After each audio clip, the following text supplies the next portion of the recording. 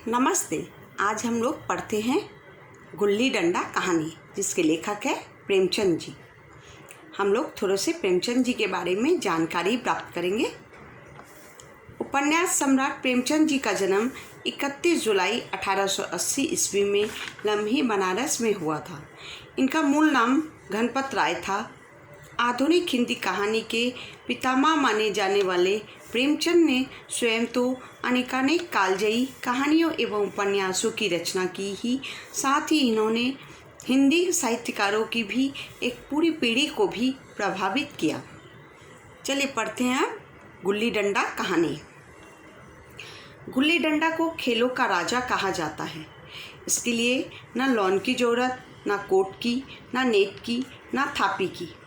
मज़े से किसी पेड़ से एक टहनी काट ली, गुल्ली बना ली और कोई भी दो व्यक्ति आ जाएं तो खेला जा सकता है। विदेशी खेलों में सबसे बड़ा ऐब है कि उसके सामान महंगे होते हैं। जब तक कम से कम 1 सैकड़ा खर्च न हो जाए, खिलाड़ियों में शुमार ही नहीं हो पाता। पर गुल्ली डंडा है कि बिना हर फिटकरी के चोखा रंग देता है। पर हम तो अंग्रेजी चीज़ों के पीछे इतने दीवाने होते हैं कि अपनी सभी चीज़ों से अरुचि हो गई है। स्कूल में बच्चों से खेलने की फीस ली जाती है, पर हम भारतीय यह नहीं सोचते कि बिना खर्चे वाले भारतीय खेल खिलाएं। गिल्ली से आँख फूट जाने का भय है तो क्या क्रिकेट से सर फूट जाने, तिल्ली फट जाने, टांग टूट जाने का भय नहीं है क्या? कहानीकार को गुल्ली ही सबसे अच्छी लगती है और बचपन की स्मृतियों में गुल्ली ही उनकी सबसे मीठी है।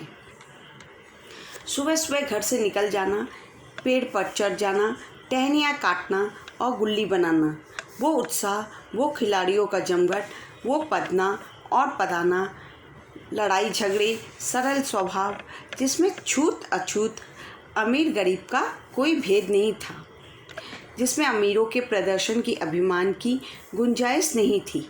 यह उसी वक्त भूलेगा जब घर वाले इस तरह गुस्सा हो रहे हैं कि ये उसी वक्त भूल जाएगा जब उसकी माँ सोच रही है। घर वाले गुस्सा हो रहे हैं। पिताजी चौके पर बैठे बेक से रोटियों पर अपना क्रोध उतार रहे हैं। मतलब पिताजी गुस्से में रोटी खा रहे हैं, खाना खा रहे हैं।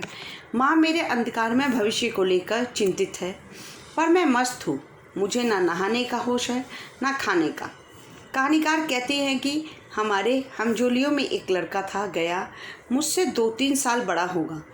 दुबला, बंदरों की सी लंबी लंबी पतली पतली उंगलियां, बंदरों की तरह चंचलता, वही झल्लाहट। गुल्ली कैसी भी हो, वह लपकता इस तरह था जैसे छिपकली कीड़ों पर लपकती है। उसके माँ बाप के बारे में कुछ नहीं मालूम, पर उनके गुल्ली क्लब का चैंपियन था वो। जिस दल में वह आ जाए उसकी जीत निश्चित थी। सभी उसको अपने दल में लेना चाहते थे। एक दिन की बात है, मैं और गया दोनों ही खेल रहे थे। वह पदा रहा था, मैं पद रहा था।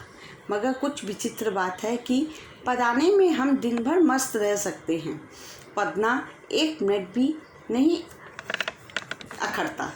1 मिनट भी अखरता है। मैंने गला छुड़ाने के लिए सभी चालें चली, लेकिन गया अपना दांव दिए बिना पिंड ना छोड़ता था। मतलब हम लोग क्या है, हम लोग पदाने में हम दिन भर मस्त रह सकते हैं, 1 मिनट भी पदना 1 मिनट भी अखरता है। अगर हमको कोई कहीं पर भी पदना पड़े तो 1 मिनट भी अखरता है। मैं घर की ओर भागा। अनुनय विनय का कोई असर नहीं हुआ। गया ने मुझे दौड़कर पकड़ लिया और डंडा तानकर बोला, मेरा दांव देते जाओ। पदाया तो बहुत बहादुर बन के, पदने की बारी आई तो क्यों भागते हो? तुम दिन भर पदाओ, मैं दिन भर पदता रहूं। हाँ, तुम्हें दिन भर पदना पड़ेगा। ना खाने जाऊं ना पीने जाऊं, मेरा दांव दिए बिना कहीं नहीं जा सकते। दोनों में झगड़ा हुआ। दोनों ने एक दूसरे को गाली दी। दोनों में मारपीट हुई। उसके बाद उसने मुझे डंडा जमा दिया। मैंने दांत काट लिया और रोने लगा। उसके बाद आंसू पोंछते हुए हंसता हुआ घर की तरफ भागा। मैं थानेदार का लड़का एक नीच लड़के से पिट गया, पर किसी तरह की शिकायत ना की। थोड़े ही दिनों में पिताजी का तबादला हो गया। मैं नई दुनिया देखने के लिए इतना खुश था कि अपने दोस्तों से बिछुड़ जाने का तनिक भी दुख ना था। 20 साल गुजर गए। मैंने इंजीनियरिंग पास की और उसी ज़िले का दौरा करता हुआ उसी कस्बे में पहुंचा और डाक बंगले में ठहरा। उस स्थान को देखते ही बचपन की यादें ताज़ा हो गई। मैं बचपन के उस प्रिय स्थान माने जहाँ पर खेलते थे उसको देखने के लिए ललायित था। उस स्थान की काया ही पलट गई थी।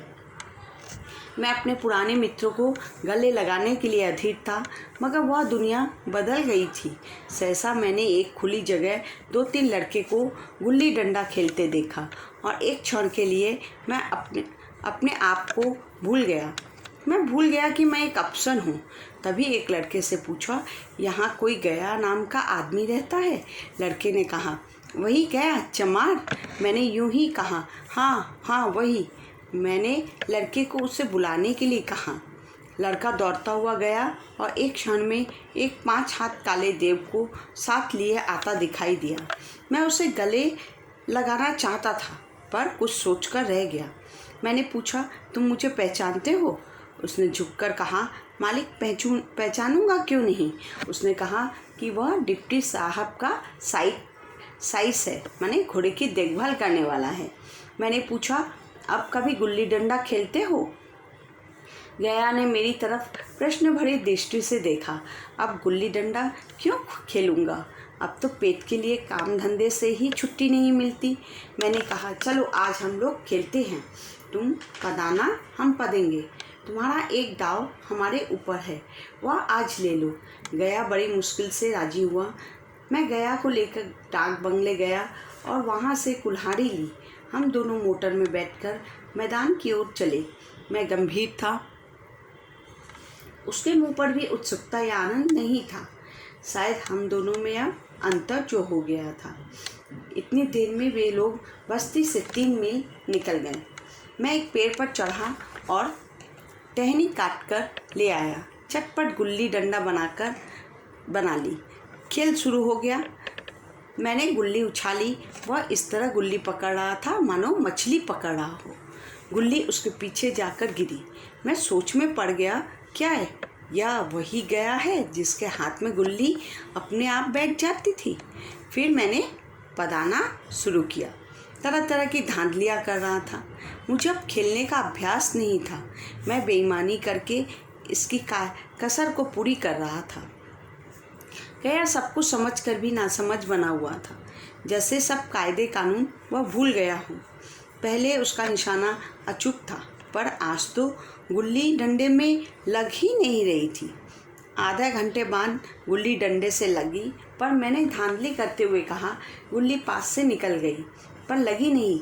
गया ने कोई असंतोष प्रकट नहीं किया और मेरी बात मान ली। बचपन में मजाल थी ऐसा घपला करके कोई जिंदा बचता, लेकिन आज कितनी आसानी से उसे धोखा दिए चला जाता है। अचानक गुल्ली जोर से डंडे में लगी और गया खुशी से चिल्ला उठा। मैंने कहा, तुमने लगते देखा, ईंट से लगी होगी। उसने मेरी बात स्वीकार कर ली। मैंने पदाना शुरू किया। आंखों के सामने धांधलियाँ करने पर भी वह कुछ नहीं बोला, तो गया की सरलता पर मुझे दया आ गई और मैंने उसे दाव दिया। उसी समय उसने कहा, अब अंधेरा हो गया, पर अब कल खेलेंगे, गुल्ली दिखेगी नहीं। मैंने कहा, कोई बात नहीं। गया ने पदाना शुरू किया, पर उसे अब बिल्कुल अभ्यास ना था। 1 मिनट से भी कम में वह अपना दाव पूरा कर चुका। बेचारा 1 घंटा पदा और 1 मिनट में ही अपना दाव पूरा कर चुका। मैंने अपने हृदय की उदारता का परिचय देते हुए कहा, एक दाव और ले लो।